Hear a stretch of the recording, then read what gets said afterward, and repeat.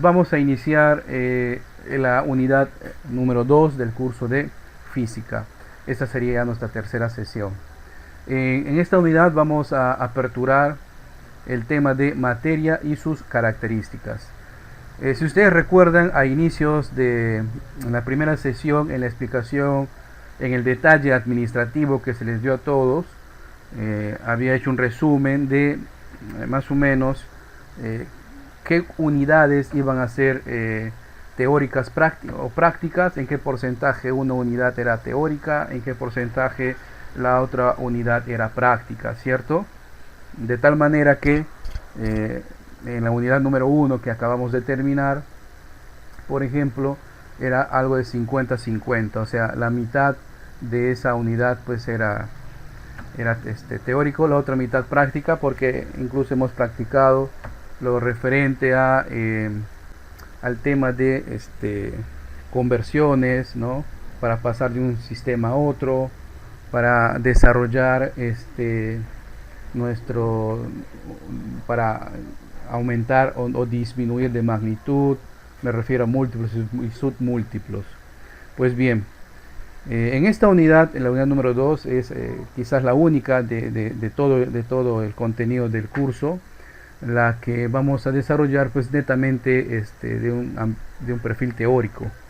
Me refiero a que para ver esta unidad pues solamente bastaría con hacer una lectura consciente del contenido teórico de esta unidad. Es más, antes de finalizar nuestra sesión les voy a estar alcanzando el contenido, que son 4 archivos PDF. Los 3 primeros son sacados o extraídos de lo que es la unidad número 2, materiales, y la última, que son ejercicios de autoestudio, que es extraída del apartado de actividades. Pues bien, entonces voy a hacer un resumen. Vamos a hacer un resumen de lo que se necesita saber para conocer más a fondo este tema. Bien, vamos a empezar entonces definiendo lo que es materia. Cuando nosotros buscamos, ahorita googleamos, por ejemplo, lo que sería el concepto de materia, vamos a encontrar distintos conceptos o definiciones, y muchos de ellos pues están correctos desde el punto de vista de una ciencia, ¿no? Desde la física cuántica hasta la química y la física clásica, ¿correcto? Nos vamos a quedar simplemente con la definición más sencilla de todas ellas, no hay por qué complicarnos. Más adelante, cuando ustedes van a estudiar una maestría tecnológica, un posgrado tecnológico, de repente ahí profundicen más este contenido. Bien, ¿qué es materia? Sencillísimo, es todo lo que ocupa un lugar en el espacio, ¿ok? Es todo lo que ocupa un lugar en el espacio. Entonces, que la materia es todo aquello que ocupa un lugar en el espacio. Y si ocupa un lugar en el espacio, entonces va a tener masa y va a tener un cuerpo, ¿sí? Cuando nosotros en física tocamos el concepto de o la palabra cuerpo, que tiene que ver muy diferente, por ejemplo, la parte anatómica, ¿no? Un cuerpo es una estructura que contiene materia. Entonces, si es una estructura, tiene ciertas características como pueden ser masa, volumen, longitud, correcto, peso, etcétera, densidad. Entonces, en este tema, en esta unidad, nos quedamos con esa definición simple de que la materia es todo aquello que ocupa un lugar en el espacio, por lo tanto tiene masa y tiene cuerpo, correcto. No es igual cuerpo y masa, ¿ok? Un cuerpo puede tener mucha masa o puede tener poca masa. Un cuerpo puede tener una forma muy definida o puede ser amorfa. Bien, porque si ustedes googlean, ya, como va a pasar en un grupo de la mañana, si ustedes googlean, por ejemplo, concepto de materia, según los conocimientos que se tiene ahora de la física cuántica, pues ya se habla pues de materia oscura, la energía oscura y una serie de detalles más que por el momento no vienen al caso estudiar. Bien, ¿cuáles son los estados físicos de la materia? Vamos a hablar de estados físicos de la materia teniendo en cuenta que nos encontramos aquí en el planeta Tierra. O sea, cuáles son los estados físicos bajo las condiciones de nuestro planeta, o sea, bajo la temperatura que normalmente tenemos en el planeta, bajo la presión atmosférica que normalmente ejerce el planeta Tierra. Ya hago esta aclaración porque a veces ustedes, si son curiosos, van a buscar información en Google o en otras páginas web, sobre todo en las web, no los libros, y van a encontrar pues otros estados de la materia, pero fuera del planeta Tierra. ¿Okay? Para el caso de nuestro curso, nos vamos a contextualizar dentro de nuestro planeta. Y clásicamente pues conocemos de que existen tres estados, ¿no? El estado sólido, el estado líquido y el estado gaseoso. Entonces acá les tengo una animación de que en todo cuerpo siempre hay una estructura molecular. Esa estructura molecular, imagínense como si fueran bolitas, ¿no? Son las moléculas de un cuerpo. Obviamente las moléculas están formadas por átomos y los átomos por partículas subatómicas, pero eso es otra rama. Entonces, en el estado sólido y en el estado líquido y en el estado gaseoso van a existir dos fuerzas entre esas moléculas: la fuerza de atracción y la fuerza de repulsión. ¿Ok? En el estado sólido, la fuerza de atracción entre las moléculas es tan fuerte que supera tremendamente a la fuerza de repulsión. Tal es así que el estado sólido, sus estructuras son tan unidas y tan inmovibles que se necesita de una gran cantidad de energía para alterar su estado, ¿no? ¿Y qué propiedades entonces voy a tener en un estado sólido? En un estado sólido, como pueden ver acá, tiene un volumen definido. ¿Qué significa la palabra volumen? Primero, ¿qué es el volumen? Si usted es neófito en este tema, va a relacionar la palabra volumen con lo que siempre escucha a veces en la casa, ¿no? En el televisor y el control remoto. Baje usted el volumen, baja el volumen de la tele o sube el volumen porque no escucho la novela, ¿correcto? Pero en física el volumen es la medida del espacio, donde si decimos espacio estamos hablando de tres dimensiones: largo, ancho y alto. Ahí podemos notar en este gráfico que tenemos las tres dimensiones: X, Y y Z.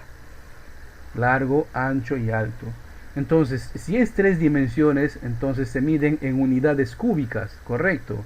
Podemos tener metros cúbicos, milímetros cúbicos, decímetros cúbicos.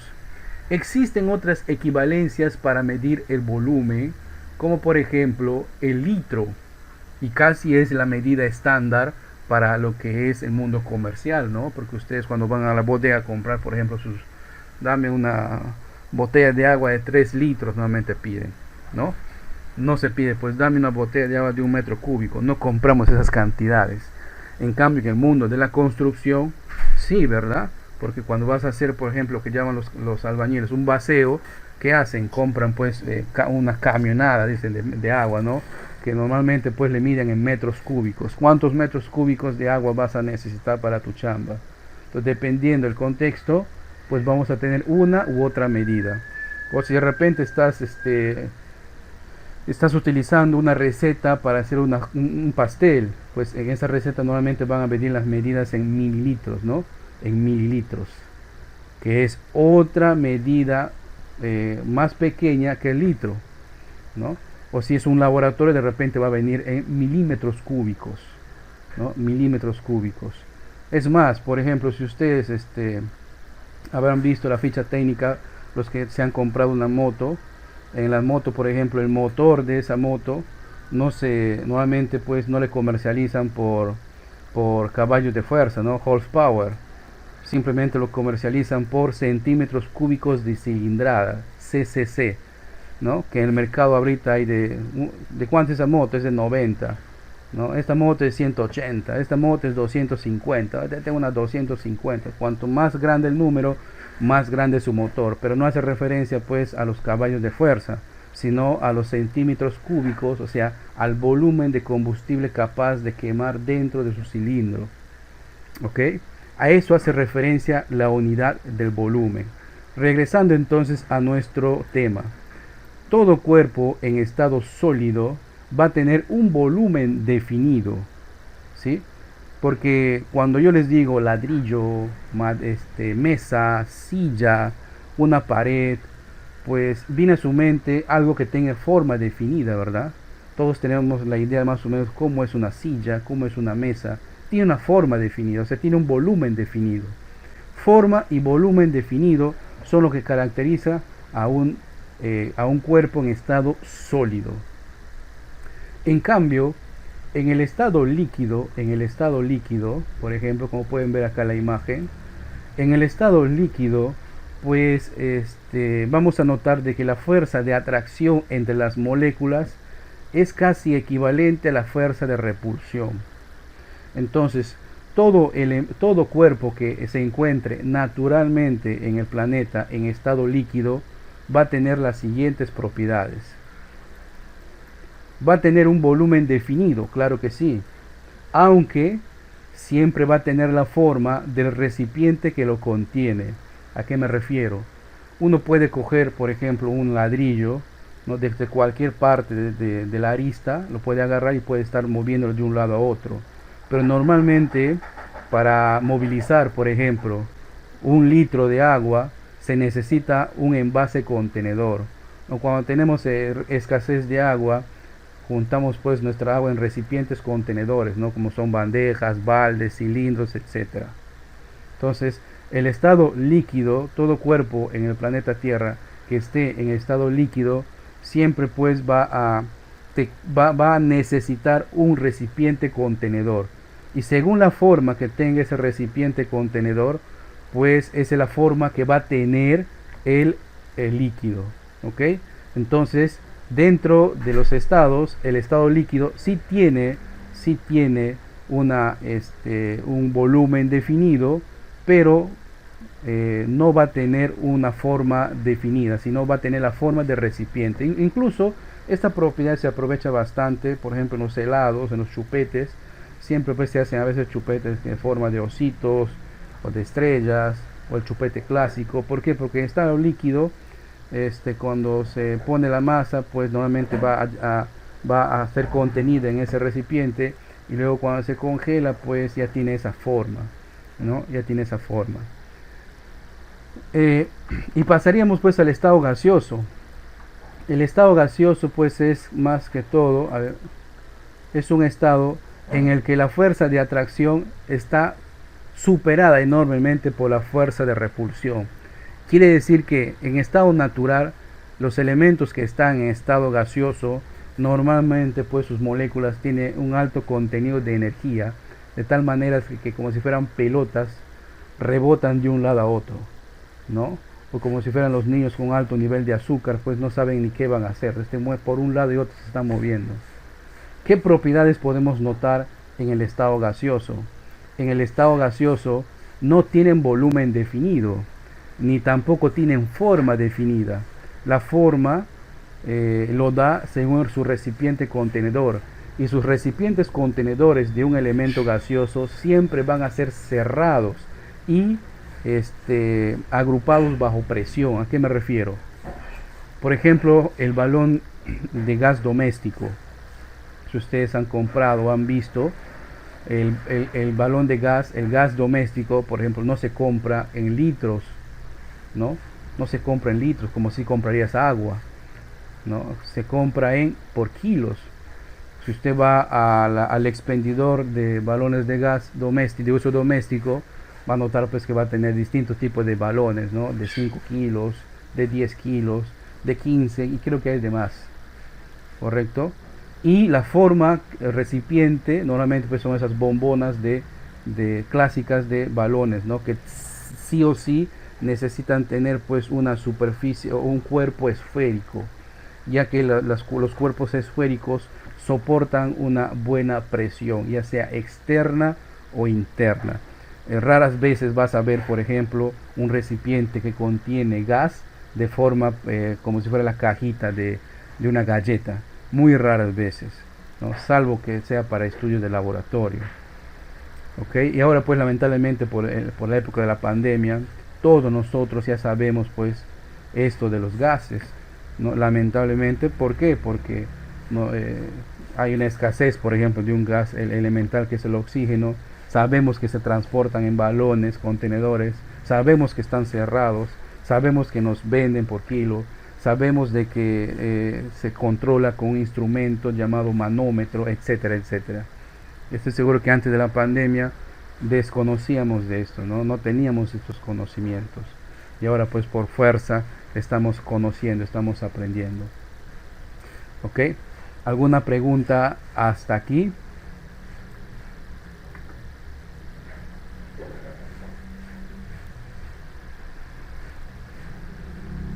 ¿Alguna duda?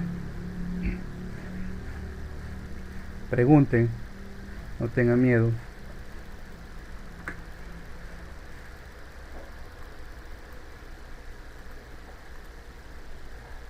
¿Ninguna? Podemos continuar entonces. El estado plasmático es un estado que hace unos 30 años se definía pues como lo que normalmente se encuentra pues en la superficie del Sol, ¿no? Pero ahora ya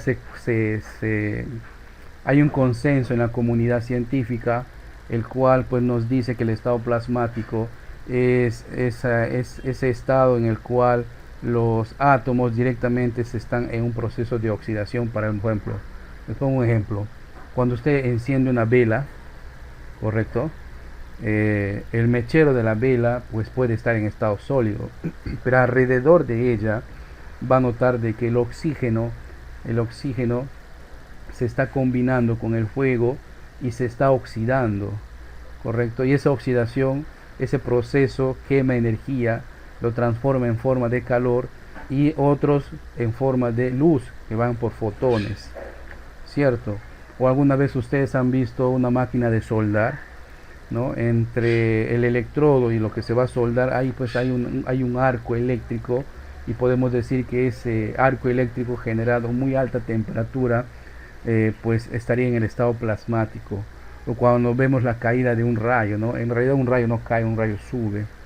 ¿No? Cuando vemos ese rayo, por un milisegundo, pues ese golpe de rayo alcanza una temperatura igual que la superficie del Sol, ¿no? Por eso es cuando a veces nos cae un rayo o las personas mueren por un impacto de rayo, normalmente pues sufren quemaduras, ¿no? En órganos internos, ¿no? Se queman internamente por eso. Existe otro, sí, hay más estados todavía, ¿ya? Para los que son curiosos, fuera de nuestro planeta van a encontrar otros estados, pero en el manual y lo que por el momento se necesita conocer, ahí está: sólido, líquido y gaseoso. ¿Algún otro detalle, otra pregunta? Bien, continuamos entonces. Los estados sólido, líquido, gaseoso también experimentan cambios de estado, ¿sí? Cambios de estado. Para que los cuerpos en el planeta Tierra experimenten cambios de estado, tienen que pasar o tienen que cambiar los siguientes factores: la presión atmosférica o la energía en forma de calor. Por lo general es lo segundo, ¿ya? Por lo general es lo segundo. Caray. Bueno. Sí, no había cuenta, estaba hablando y... ¿En qué estábamos? Me quedé en los estados. Normalmente es la energía interna de las estructuras moleculares. Y la energía interna de las estructuras moleculares pues está en forma de calor. Por ejemplo, si ustedes googlean más o menos en la industria del acero, lamentablemente acá pues no tenemos industrias. En Arequipa, por ejemplo, se extrae el material del hierro, que es un metal, y se funde, o sea, se le agrega bastante calor, de tal manera que cuando se le agrega calor, en estado natural el hierro pues está así, ¿verdad? Como acá, como esta animación, ¿no? Como en esta animación. Está en estado, no se mueve, ¿no?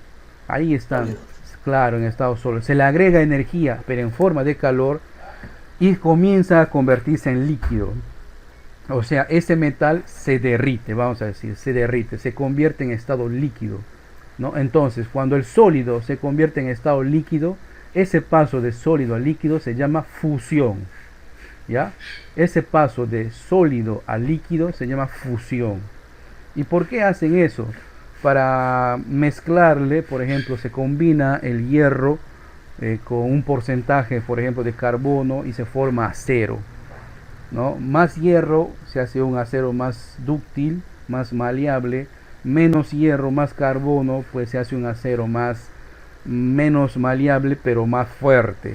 Entonces ahí tienen las especificaciones del acero naval, el acero de construcción, el acero para trabajos de metalmecánica, etcétera, ¿no?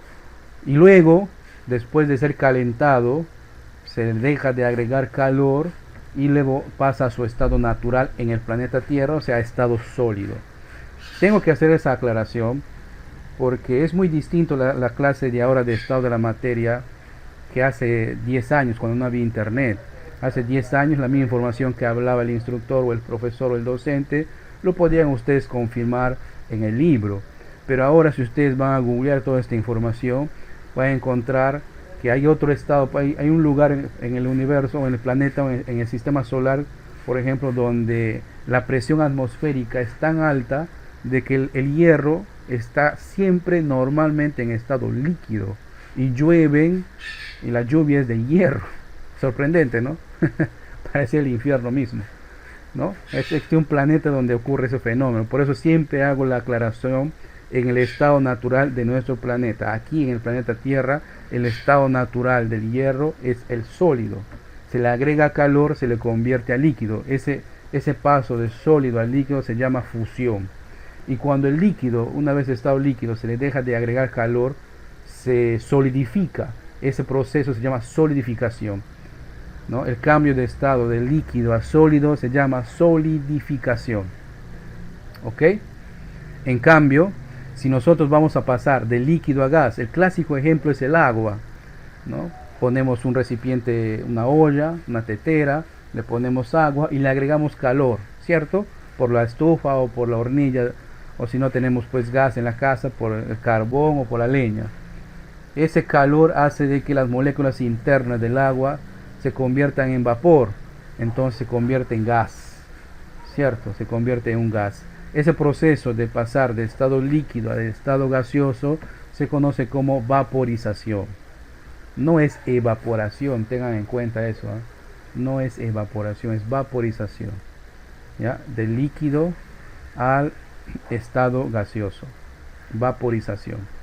Ahora, el vapor de agua, ¿no?, que se genera tanto naturalmente como también por la alta temperatura, cuando llega a cierta altura en la atmósfera, se choca con aire frío y se condensa, se convierte nuevamente en partículas de agua. Ese proceso de gas a líquido se llama licuefacción, ¿correcto? Se llama licuefacción. Ahora bien, no todos los elementos de la naturaleza tienen que seguir ese patrón, sólido, líquido, gaseoso. Hay algunos elementos que por su misma naturaleza pasan directamente del estado sólido al gaseoso. Ese paso del sólido al gaseoso se conoce como sublimación. Por ejemplo, una explosión. Una explosión, por ejemplo, cuando uno va a hacer explotar pólvora o dinamita, ¿no? O alguna vez han escuchado, ¿no?, ha explosionado tal cosa en tal restaurante. En realidad el nombre técnico es deflagración. ¿Qué es lo que pasa ahí? Cuando uno revienta dinamita o pólvora, ¿no? El cambio de la liberación de energía ocurre tan rápido que directamente pues pasa de un estado sólido a un estado gaseoso. Y ese cambio de estado libera una enorme cantidad de energía, normalmente pues para el trabajo en las minas, ¿verdad?, para volar rocas y todo lo demás. Otro ejemplo más doméstico de un cambio de estado sólido a gaseoso sin pasar por el estado líquido. Normalmente pues en las ferreterías o en las tiendas venden unos accesorios para tipo ambientador de los baños, que normalmente pues viene bien envuelto en plástico. Generalmente tiene la forma de una fresita, de un animalito. Entonces cuando llegan a casa, mamá habrá notado que lo cuelga ahí cerca de la taza, pero le abre el plástico. y van a notar cómo ese material que estaba en estado sólido no se derrite, simplemente se vaporiza, pasa directamente a estado gaseoso, y obviamente en ese proceso libera pues ese agradable aroma que tiene, ¿verdad? Por obvias razones, Entonces el paso de sólido a gaseoso se conoce como sublimación. Y si se preguntan, también existen elementos o materiales o compuestos que pueden pasar del estado gaseoso directamente al estado sólido. Directamente. Por ejemplo, habrán escuchado ustedes que hay una empresa farmacéutica alemana que fue una de las primeras que patentó y comenzó a vender sus vacunas. No recuerdo muy bien cuál era el nombre de esta vacuna. A ver si ustedes me refrescan la memoria. ¿Cuál es el nombre de esa vacuna que salió en Alemania? No recuerdo muy bien. Pero lo cierto es que el proceso único para la creación de esta vacuna requería la logística de que sean transportados en un contenedor que lo lleve a menos 60 a menos 70 grados centígrados. Imagínense ustedes ese frío. Háganse la idea que una refrigeradora normal doméstica pues conserva el bajón de temperatura. Por más bueno que sea un refrigerador, pues lo mantendrá pues a menos 10 grados, por mucho. Para bajarlo más se necesita más presión. Entonces, ¿qué hacen estas empresas? Utilizan un elemento que se conoce como hielo seco. El hielo seco se conoce al dióxido de carbono, es lo que nosotros al momento de respirar botamos. Ese dióxido de carbono se lo comprime y directamente ese gas pasa a estado sólido, se convierte como si fuera en hielo, ¿sí? Pero está a una bajísima temperatura, muy baja temperatura. Entonces cuando este hielo cuando este hielo seco se pone a temperatura ambiente, absorbe energía, y cuando absorbe energía pues todo lo que esté a su alrededor lo mantiene refrigerado, y estas vacunas pues se mantienen refrigeradas utilizando eso, hielo seco, ¿no? Obviamente se requiere pues un alto nivel de tecnificación para esto, ¿no? Eso explica por qué a veces algunos países subdesarrollados no pueden optar por ese tipo de vacuna. Imagínense traer pues ese tipo de contenedores acá a la selva, ¿no? Con el calor pues se derretirían muy rápidamente. Ahí tenemos los ejemplos entonces y cuando pasa de gaseoso a sólido se le conoce como sublimación indirecta o inversa, ¿ya? Como sublimación indirecta o inversa, ¿correcto? Muy bien. ¿Alguna pregunta hasta acá?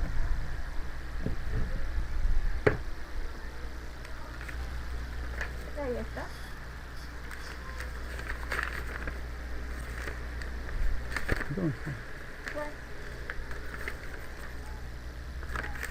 ¿Alguna consulta? Pregunten, no tengan miedo, pregunten. Seguro están durmiendo, están cansaditos. ¿Mm? ¿Cambios de estado? Ninguna consulta. Muy bien. Les comento algo más sobre los estados de la materia y los cambios de estado. No se necesita tener temperaturas elevadas o agregar calor para generar nuevamente vapor de agua. Los que somos de la selva hemos visto lo que hemos ido por los ríos, hemos visto normalmente muy bien, continuamos. Entonces acá tenemos pues la tabla de elementos químicos, ¿no? Y los estados de la materia, ¿correcto? Los estados de la materia. ¿Por qué? Porque dentro del manual vamos a encontrar algunas sustancias. Las sustancias o fórmulas son el resultado de combinar o mezclar elementos de la tabla periódica. Por ejemplo, si combinamos hidrógeno y oxígeno, en cierta proporción formaríamos agua, H2O, ¿no? Cuando combinamos carbono y oxígeno es gas carbónico o dióxido de carbono, ¿no? Cuando quemamos la leña, el carbón, se genera estos desperdicios. Cuando vamos a cocinar le echamos sal, eso es cloruro de sodio, por ejemplo, la sal clásica de cocina.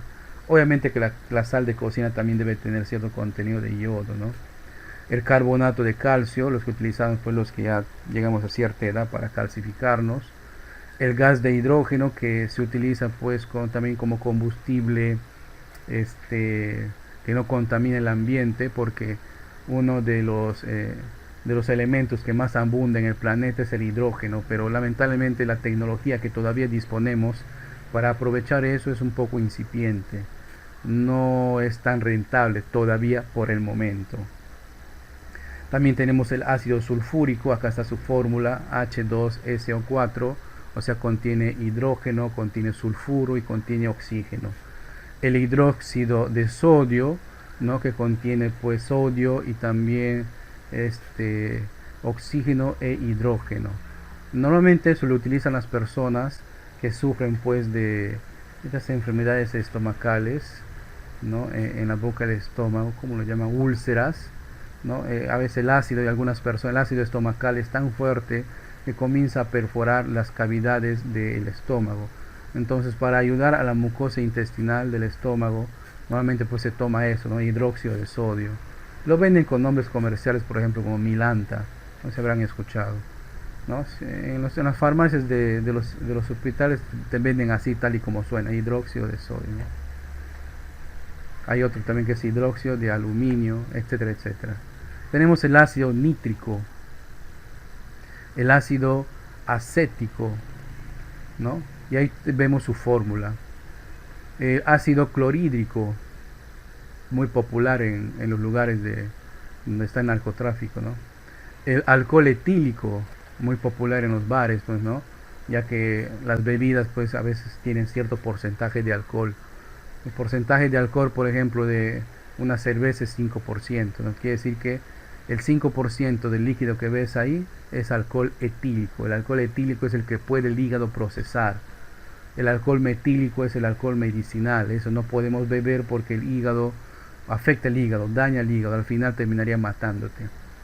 Tenemos el gas propano, que es el gas que normalmente se utiliza para la cocina. El gas propano no tiene olor, o sea, su olor no es perceptible para nuestro olfato, nuestro sentido del olfato. De tal manera que nosotros o las fábricas que procesan este gas propano le agregan ese olor, un aditivo para que tenga olor, ¿no? ¿Para qué? Para que si hay una fuga de gas en la casa se pueda detectar por el sentido del olfato. Si no, no podría ser detectado, ¿no? Igual acá tenemos el metano. El metano normalmente es un gas que en la naturaleza normalmente se obtiene por los desperdicios del proceso digestivo de los animales, ¿no? En los excrementos de los animales tenemos bastante o gran cantidad de este gas del metano. El metano es 1000 veces más contaminador y causa más daño a la atmósfera, sobre todo en el efecto invernadero, más que el dióxido de carbono. Por eso es que la industria ganadera es vista como uno de los grandes contaminadores, grandes causantes también del efecto invernadero, porque justamente es ese material del excremento de las reses, de los cerdos, de los pollos, que contiene metano, y ese gas pues se expande en el ambiente y va hacia la atmósfera, impide que los rayos infrarrojos salgan del planeta, entonces reboten y vuelvan hacia la Tierra y se genera más calor, ¿verdad? Y más calor, pues hay un cambio del clima, y el clima pues como han visto en las noticias se ha vuelto medio loco, ¿no? Hace un par de semanas nevaba, así caía nieve en el desierto de Sahara, ¿no? Y en el Ártico, perdón, en la Antártida, en la base, creo que en la base argentina, hay una foto ahí que publicaban donde no había hielo, ¿no? Y los pingüinos estaban que se deslizaban en barro. Entonces, porque habían llegado a 28 grados en esa zona, nunca se llega a esas temperaturas, siempre hay temperaturas frías. Entonces, el cambio climático es innegable, ¿no? Hace 2 días, por ejemplo, en el canal, creo que era un canal europeo, hacían ver que se había desprendido un iceberg, una superficie de hielo del tamaño del área de la ciudad de Madrid comparado, ¿no? Imagínense, es enorme.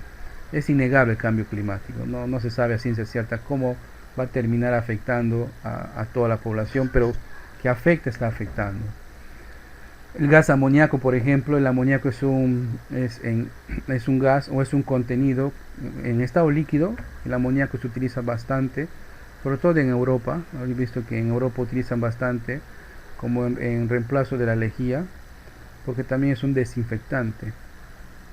El acetileno, pues, lo que utilizan pues mamá y sus hermanas para sacarse las ¿ya? Para sacarse el esmalte de las uñas, ¿no? Los varones habrán visto eso, a veces las mujeres se compran eso para que saquen los esmaltes. Incluso hay ciertos varones que también están utilizando eso. Bien, y para resumirles, ¿no? ¿Cuál es la diferencia entre símbolo y fórmula? El símbolo es lo que tienen los elementos de la tabla periódica y la fórmula es el resultado de combinar esos elementos de la tabla periódica. ¿Ok? Por ejemplo, si yo tengo el elemento oxígeno, es un símbolo, la O, el oxígeno, es un símbolo. Si combino átomos de oxígeno y puedo yo generar, por ejemplo, con agua, y puedo generar agua oxigenada que llamamos, ¿no? Entonces, de tal manera de que ya estamos formando un compuesto que tiene una fórmula. ¿Ok? Basta que ya combinemos dos elementos, como acá en estos ejemplos, y hemos formado ya una combinación y ya tenemos ahí una fórmula. El elemento es de la tabla periódica, la fórmula es la combinación de estos. Sencillo de entender.